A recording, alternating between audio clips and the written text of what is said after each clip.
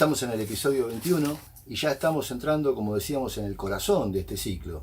Y el tema bien concreto ahora es a quiénes le debemos, porque hay múltiples acreedores, la gente a veces lo dice en singular, la deuda, y la deuda es plural, porque hay una variedad bastante importante de acreedores y cada deuda tiene sus particularidades, don Héctor. Y bueno, es oportuno ya que entremos a esclarecer ese tema, ponerle nombre y apellido a los acreedores y de los montos que podemos saber. ¿Le parece, Héctor, más o menos, aproximarnos al tema de... A ver, en efecto, Santiago, sí, pero con una aclaración preliminar importantísima. A ver. La deuda es secreta. No conocemos a nuestros acreedores porque los gobiernos, todos los gobiernos, son cómplices de los acreedores manteniendo el anonimato de la titularidad de la deuda. Por eso lo sabemos por grandes rubros, pero no por nombre y apellido. Claro. ¿No? Esto es importante y es la aclaración preliminar. Porque y una de las cosas más terribles, porque no saber a quién le debes y en concepto de qué. Pongamos que un individuo, una familia, una empresa, una institución cualquiera está en una crisis de deuda, quiere decir una deuda que no puede pagar, como el caso de la Argentina. Y alguien viene y le pregunta, ¿y a quién le debe usted? No, yo le debo a una serie de acreedores. Pero dígame, ¿a quiénes son? Porque si no, ¿con quién negocia la Argentina? Claro. ¿Con quién negocia la Argentina? Cuando los funcionarios van y hablan con grandes grupos financieros de Wall Street. ¿Cuáles son los nombres y apellidos? Algunos trascienden indirectamente por la prensa, se sabe que BlackRock, pero hablar de BlackRock es el fondo de inversión más grande del mundo. Maneja activos por entre 7 y 9 billones de dólares y tienen plata metida en todos lados, pero eso no me explica a mí la titularidad de la deuda.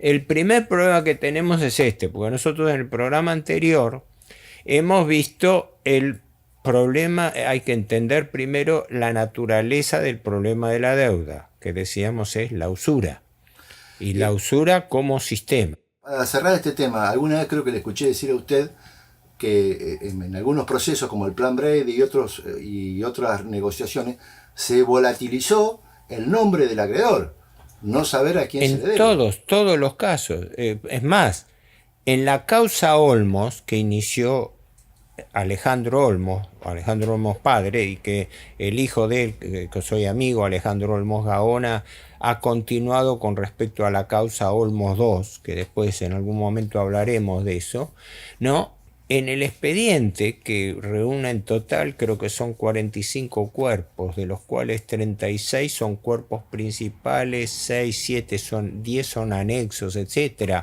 2 parvas de expedientes de esta altura, ¿no?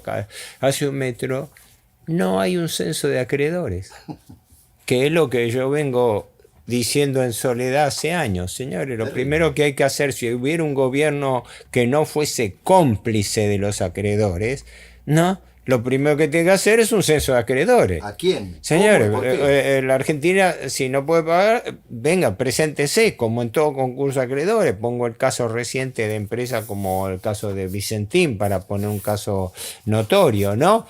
Bueno, sí, debe 1.300 millones de dólares, pero se presentaron y bueno, empezó a aparecer quiénes son, que se puede saber. No, en la Argentina no. ¿Y en concepto de qué? Fundamentalmente porque la principal aclaración, me hiciste acordar, es esta.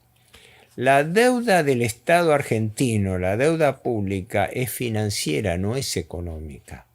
Quiere decir, no es deuda que se aplicó, pero en una mucha menor proporción a obras públicas. Por ejemplo, sí, se pidieron a lo largo de todo este tiempo, se pidieron préstamos que iban para, por ejemplo, Yacyretá, o que podían ir y van a determinados programas. O las autopistas que se hicieron en el proceso. Esas fueron parte, si no me equivoco, de una deuda privada que después fue estatizada, ¿no?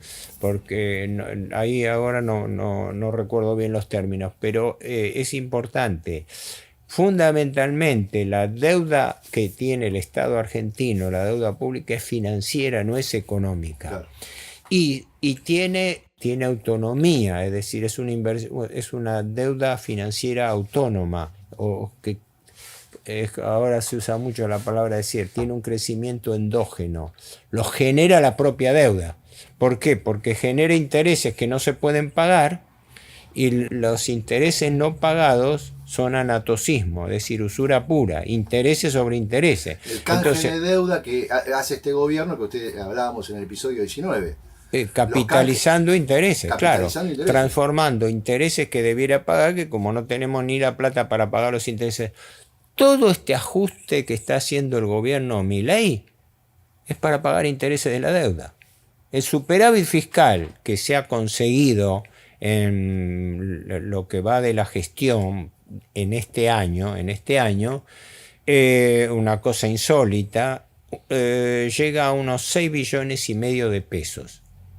Pero 4.1 billones, ¿a qué se dedicaron? A pagar intereses de la deuda.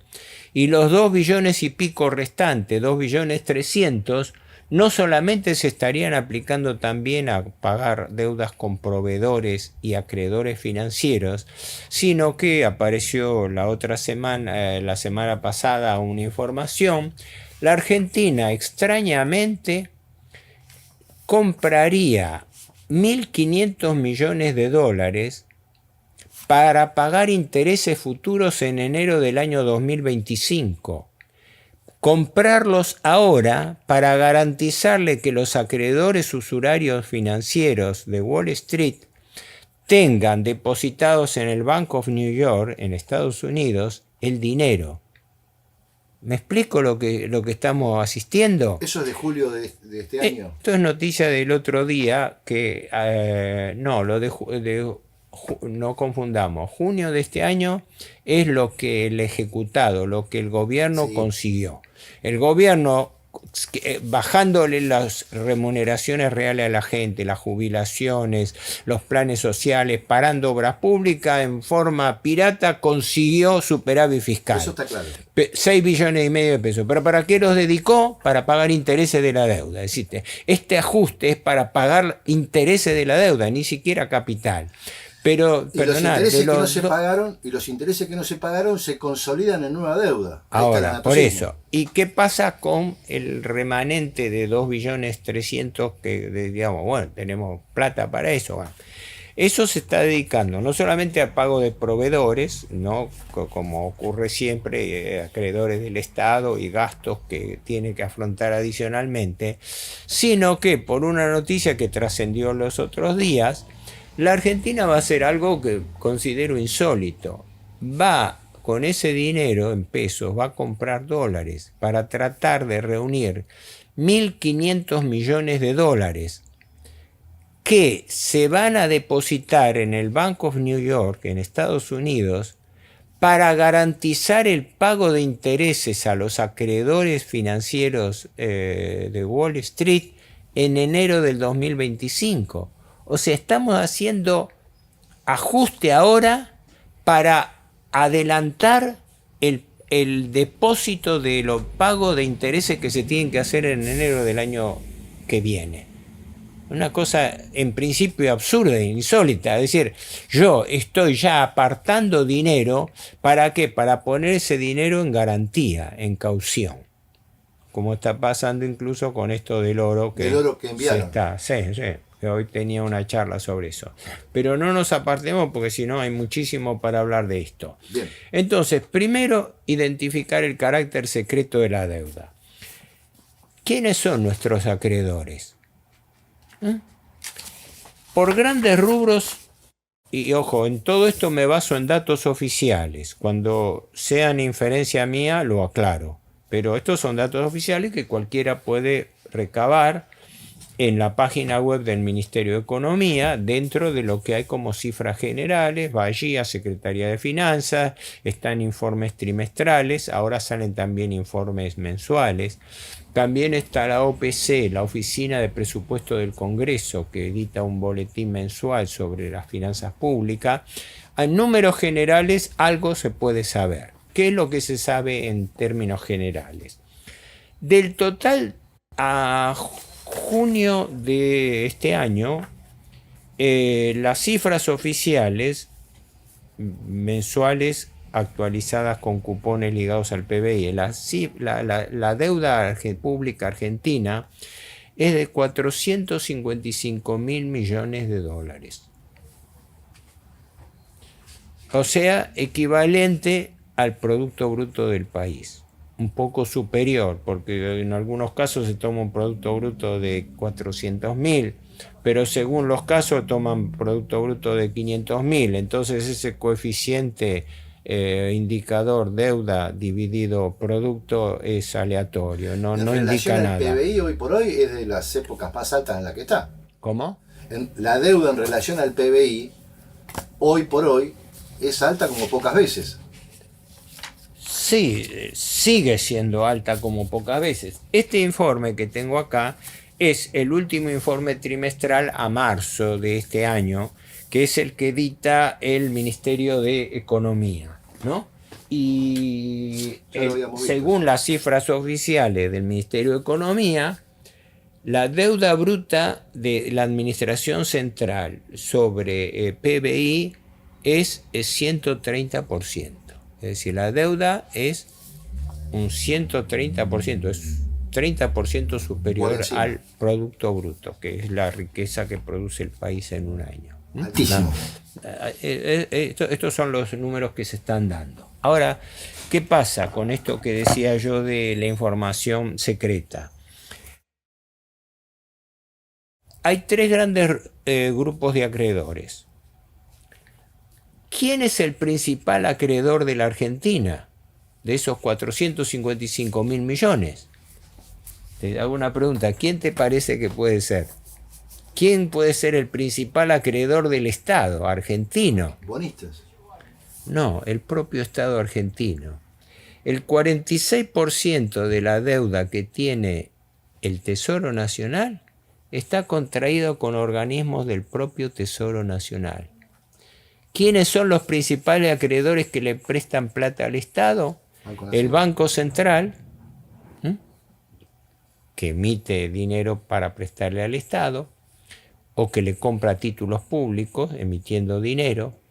La ANSES, la plata de los jubilados. A los jubilados no le dan aumento, pero el 73% del Fondo de Garantía de Sustentabilidad de la ANSES está puesto en títulos públicos.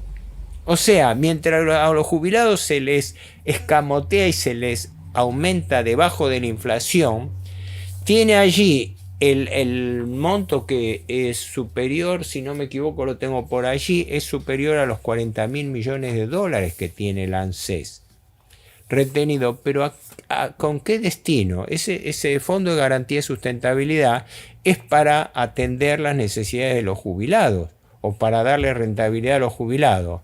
¿En qué está colocado ese dinero? En préstamos al Estado. Después, los bancos oficiales son acreedores del Estado, empezando por el Banco Nación, el BICE, los fondos fiduciarios, que son en realidad cajas independientes. Esto explica lo primero. Casi la mitad de la deuda pública está en manos del propio Estado. Es deuda intraestado, es deuda intrasector público. ¿Es deuda en pesos? En pesos y en dólares. Porque hay préstamos que se le dan al Estado por parte de organismos que se le dan en dólares también, ¿no? Esto es importantísimo señalarlo. La gente no sabe que el 46%, casi la mitad de la deuda, está en poder del propio Estado. Con lo cual el Estado tiene el alivio de que esa deuda, eso sí, la deuda la refinancia totalmente, íntegramente, y le capitaliza intereses porque no le paga ni siquiera intereses. Pero es deuda que está acá, es deuda que no mueve el equilibrio del Estado. Sí afecta a la población porque desfinancia. Por ejemplo, la plata de los jubilados que se está sacando para cubrir deuda pública. Entonces, el 46% de la deuda es deuda intraestado. El 34% de la deuda está en manos privadas. Y el 20% se le debe a organismos financieros internacionales, empezando por el Fondo Monetario, que es a quien más se le debe. Pero está claro la de la estructura. Esto es en grandes rubros cuánto se debe al Estado. Ahora, ¿qué pasa? Si querés y si tenemos tiempo, le damos un pequeño vistazo a esto para saber cuánto, tener una idea cuantitativa de cuánto se debe. Sí, Héctor, por supuesto. Estas son cifras oficiales al 31 de marzo, que es cuando aparecen desagregadas en el informe trimestral. No, hoy es 455 mil millones de dólares. A marzo eran 416 mil. Hay una diferencia, Ha aumentado muchísimo. En este año la deuda del gobierno Milei ha aumentado unos 72 mil millones de dólares, a un promedio de 13 mil millones de dólares por mes. En un semestre. Hay que aclarar, después lo vamos a hacer oportunamente, que a su vez el gobierno Milei había licuado unos 50 mil millones de dólares en diciembre por la conversión cambiaria. De tal manera que si uno hace la cuenta neta, daría que el gobierno Milei hasta ahora ha aumentado la deuda en unos 20 mil millones de dólares, no 72 mil. Pero eso lo vamos a explicar en otro momento, no impide que el stock de deuda pesa sobre los valores reales. Y a marzo era 416 mil millones, hoy ya llega a 455. Y la mayoría se produce por indexación, por actualización de deuda. Entonces, ¿a quién se le debe? La primera forma en que está expresada la deuda es en bonos. Separemos para la gente lo que son bonos y lo que son letras. Los bonos son pagarés del Estado. Son títulos públicos que representan una obligación. Como un privado firma un pagaré, el Estado emite un bono. Así que los bonos son pagarés del Estado. Ahora, si los pagarés son a corto plazo, es decir, se considera a corto plazo cuando son menores de un año, se llama letra. O sea, la diferencia entre letras y bonos es que los dos son pagarés del Estado. Nada más que las letras son las que vencen hasta un año y los bonos son los que vencen a 15, 20, todo. Ya las refinanciaciones sucesivas ya hacen que el cronograma pase el año 2045. Pero creo que había una deuda. Lo había hecho a 100 años. Y Caputo efectivamente había emitido una deuda a 100 años que vencía en el 2119, pero creo, por las cifras que luego de ese negociado, porque es un negociado colocar deuda a 100 años, esa deuda fue rescatada anticipadamente convirtiéndola en otros bonos. ¿La gestión bajo la gestión Macri. Sí. La gestión Macri no sé si la habrá continuado la administración Fernández. Es un capítulo que me abstengo ahora de hablar porque no lo conozco, no tuve oportunidad y además tampoco hay información. Pero sé que si no la totalidad, la mayor parte de esa deuda, ese bono a 100 años que emitió por una cifra que, bueno, en relación al total de la deuda no es tan relevante, eran 2.700 millones de dólares, ¿no? Pero tenían la paradoja de que se devolvía el capital en 10 años y por los 90 años restantes el país quedaba pagando los intereses. Un absurdo total, pues una maniobra cuasi delictiva. Porque estamos hablando de malversación de fondos públicos. ¿No hubo causa penal por esa toma? Hubo denuncias, pero sé que fueron desestimadas por la justicia. Por la liberalidad con que el gobierno puede manejar unilateralmente la deuda. Comodoro Pi siempre jugó con el macrismo. Jugó con todos los gobiernos, porque la causa Olmos quedó diferida, tardó 20 años, y cuando se expidió el juez Ballestero la pateó al Congreso. Y la causa Olmos II lleva más de 22, 23 años y está cajoneada por la justicia prácticamente. Pero vamos a esto. La mayor parte de la deuda está en bonos. Quiere decir que de estos 450... Espera que entre mis problemas de lectura y la letra chica tengo que apelar a un instrumento más efectivo. Si bien estos bonos pueden estar en manos de privados o del propio Estado, pero a marzo de este año, de los 416.000 millones, la mayoría, 300.000, estaban en bonos. Los bonos, que son pagares del Estado, son al portador. Por eso cambian y pueden cambiar de manos continuamente. Por eso yo he insistido tantas veces que el gobierno tiene la obligación de llevar un censo de acreedores. A ver a quién le estoy debiendo en este momento. Básico. Porque no sabemos cómo está distribuida la titularidad de estos bonos. Claro. ¿No? Ni el gobierno lo explicita en ningún lado.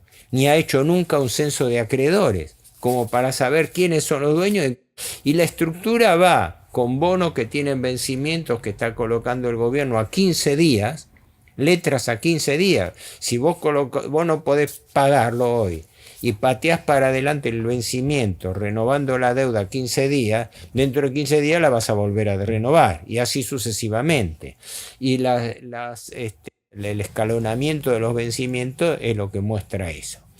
Entonces, primero y principal, importante rubro, de los 416.000, y bueno, las 2/3 partes están en bonos. Y no sabemos quiénes son los titulares de los bonos, cómo está repartido, nada. Si están en manos, como están muchos, en manos del Banco Central. El Banco Central, según tengo yo acá, tiene títulos públicos en su poder, te digo, tiene títulos públicos en su poder por 72.000 millones de dólares.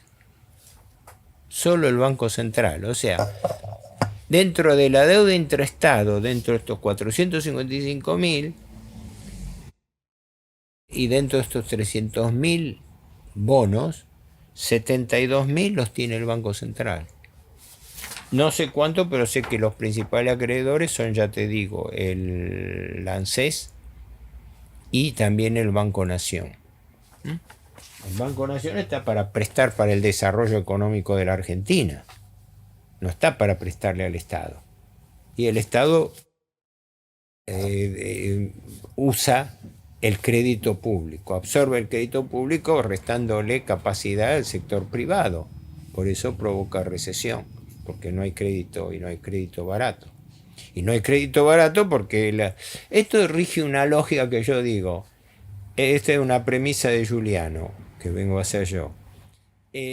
La usura ejercida sobre el Estado deviene así la usura del Estado sobre la población, sobre la economía y sobre el pueblo, ¿no? La usura sobre el Estado se transforma en usura desde el Estado, porque el gobierno tiene que pagar, es decir, es una cadena de efectos transmitidos. Después, el otro gran rubro de deuda es lo que se le debe a los organismos financieros internacionales, que esto es muy importante porque solamente en organismos internacionales se les deben 75.000 millones de dólares. Acá está la deuda del Fondo Monetario, que en este momento, como le prestó el Fondo Monetario a Macri, le desembolsó unos 45.000 millones de dólares, pero como gran parte se pagó en intereses, lo que se descontó del capital es bajo, y entonces en este momento la deuda con el Fondo Monetario Internacional, marzo de este año, es de unos 43.000 millones de dólares. O sea, la deuda de Macri todavía no la hemos podido pagar. La estamos pateando para adelante y el objetivo del gobierno es un nuevo acuerdo con el Fondo Monetario para bicicletearla. Pero eso quiere decir que la Argentina queda sujeta de esa manera a la supervisión y el condicionamiento del Fondo Monetario por 10 años, hasta el año 2034. Y eso lo hizo Macri y lo ratificó el gobierno Kirchner, con Massa a la cabeza, que hizo aprobar la ley de convalidación del préstamo de Macri por el Congreso de la Nación Argentina, tal como se lo exigía el Fondo Monetario. Dijo, ustedes me hacen ratificar esta obligación del Macri, que era objetable porque contravenía incluso el propio estatuto del Fondo Monetario, el artículo 6, que prohíbe prestar para que atender corridas cambiarias. ¿Qué es lo que hizo Caputo? Caputo era entonces presidente del Banco Central. La mayor parte del dinero que la Argentina pidió prestado al Fondo Monetario Internacional entraba por una ventanilla del Banco Central y se vendía con $1 atrasado a la gente. Un negocio. Un negociado. Y eso no solamente lo dijeron un montón de gente, yo me cansé también de repetirlo, sino que también lo denunció el entonces candidato Milei, llamándolo a Caputo, diciendo que había despilfarrado 15.000 millones de dólares del fondo malvendiéndolos en el mercado.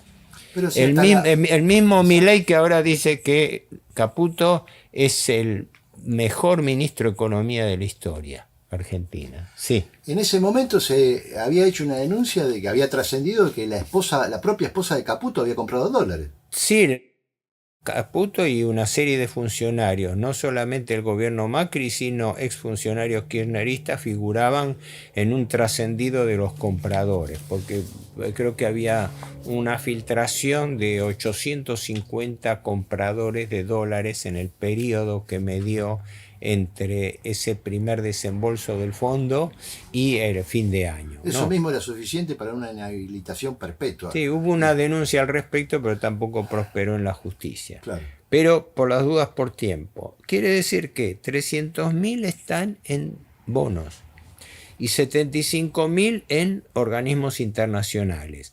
Al que más se le debe es al BID, que se le deben más de 16.000 millones de dólares. El BID, que ahora preside Ilan Golfán, que citaba el otro programa, que había estado al frente del Fondo Monetario en el Departamento Hemisferio Occidental y había sido antes presidente del Banco Central de Brasil, de Israel, todo eso. Los préstamos del BID son en su mayoría préstamos para desarrollo de programas públicos. Pero hay un engaño con respecto a obras y programas públicos. Lo mismo que el Banco Mundial. El Banco Mundial es el tercer gran organismo. El primero es el fondo con 43.000 millones. El segundo es el BID con 16 y el tercero es el Banco Mundial con 10.000 millones de dólares. El BID sería el que ha prestado más a la Argentina para desarrollo de obras públicas, aunque no todas son obras públicas. Y yo tengo una gran reserva con respecto a la necesidad de esos préstamos, porque, por ejemplo, gran parte de esos préstamos son para pagar obras que se hacen en pesos. Construir caminos rurales, puentes, obras de saneamiento de agua potable, etcétera. Entonces viene la vieja pregunta que hacía el profesor Walter Beberaye Allende, a quien yo conocí hace más de 30 años, él ya falleció hace tiempo, ¿no? Donde él señalaba este absurdo de tomar una deuda en moneda extranjera, en dólares, para pagar obras públicas en pesos. Porque quiere decir que esa plata viene prestada, el Banco Central convierte esos dólares en pesos y da los pesos para poder desarrollar obras públicas. Un absurdo total. Y la mayoría de los préstamos de los organismos internacionales se utiliza más que para proyectos, en una gran proporción, para pagar consultoras y pagar a proveedores que están en una lista de los propios bancos, Mundial y BID. Quiere decir que ellos tienen la lista de contratistas propuestos. Cuando la Argentina le prestan, la Argentina no puede decidir libremente a quién le presta. Tiene que elegir entre la lista de proveedores y acreedores y consultoras registradas en los organismos internacionales. El negocio perfecto. Negocio perfecto. Y además, en gran medida inútil. Por ejemplo, el Banco Mundial presta por programas. Y son programas que van para el desarrollo de la educación. Por ejemplo, el Banco Mundial financia aún hoy, si no me equivoco, el plan Jefes y Jefas de Hogar, lo que queda de ese préstamo, como otros préstamos asistenciales.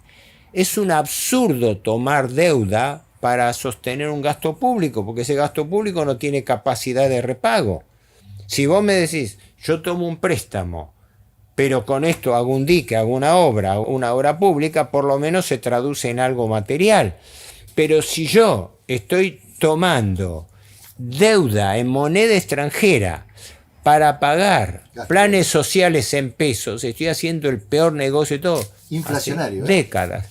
Y eso es el efecto. Después se lamentan por el destino de los planes sociales. Vayan a preguntar por qué se pidieron préstamos en dólares para eso.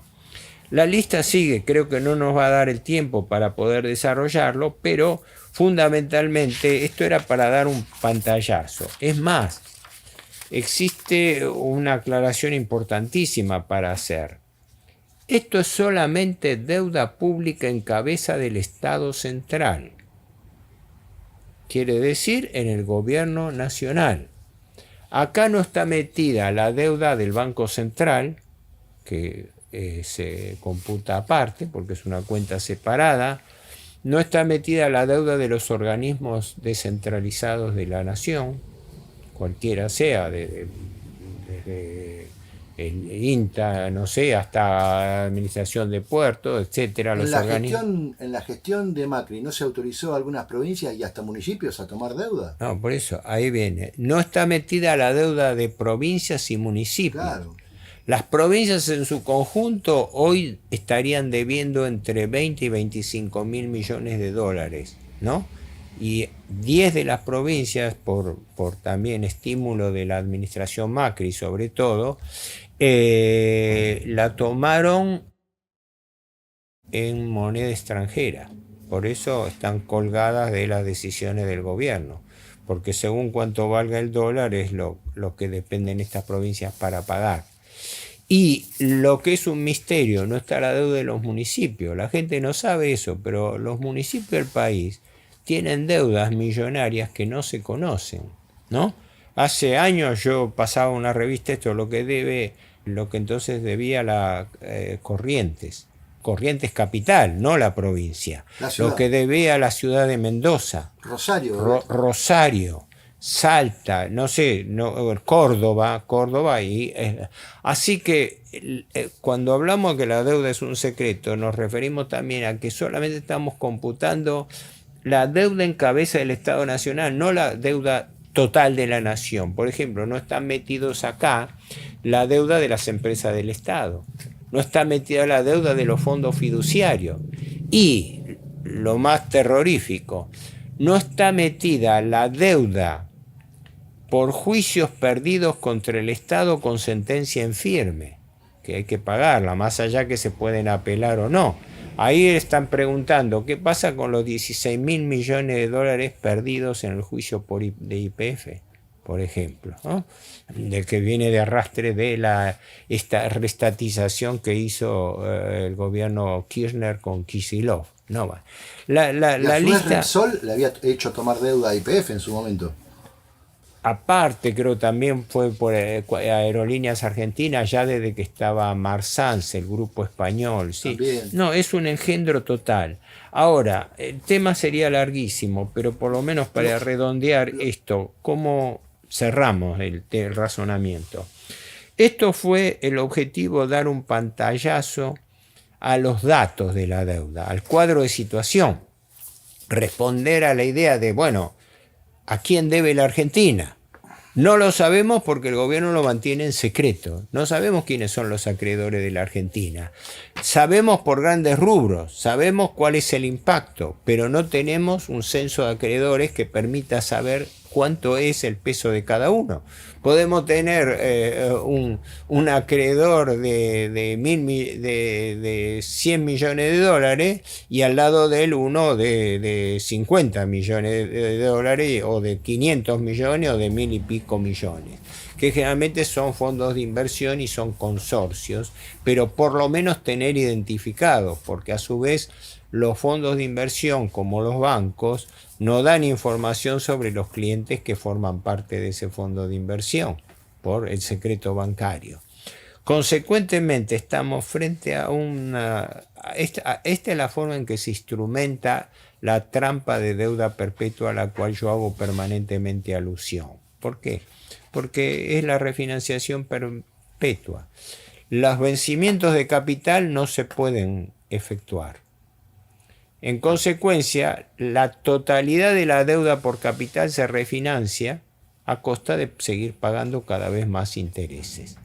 Entonces, este es lo que yo llamo la trampa de deuda perpetua, la refinanciación indefinida de una deuda impagable. Es la lógica de la usura operativa. Esto que antes decíamos al comienzo, ¿viste? Cuando hablamos sobre el concepto, la naturaleza y alcance de la deuda, que estos datos no se entienden si no se entiende la lógica. Entonces, ¿cómo es el asunto? ¿Alguien se endeuda sin capacidad de repago alegremente y luego vive refinanciando deuda? Y cada vez que nos refinancian deuda todavía nos ponemos contentos diciendo sí, es un país exitoso, ¿ven? Porque nos tienen confianza, nos renuevan la deuda.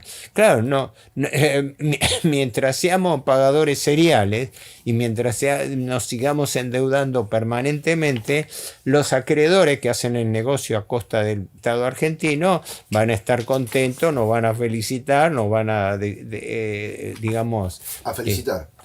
Clarísimo, Héctor. Y está claro que las cadenas que nos atrapan son cada vez más fuertes y más rígidas. De todos modos, en el próximo programa vamos a darle una vuelta de rosca a esto y también ver por dónde sale este dinero, digamos, cómo incide en el presupuesto. Lo que tenemos que ver es, claro, la incidencia de esto en el presupuesto. En el presupuesto, en el gasto corriente. Esta es la deuda. Ahora después va a haber el chiste de cómo eso se refleja en el presupuesto y por qué el plan de ajuste consiste justamente en producir ahorros forzosos a costa de la gente para poder pagar servicios de la deuda. Exactamente, cómo incide en el gasto público. Es la trampa de endeudamiento perpetuo en operación.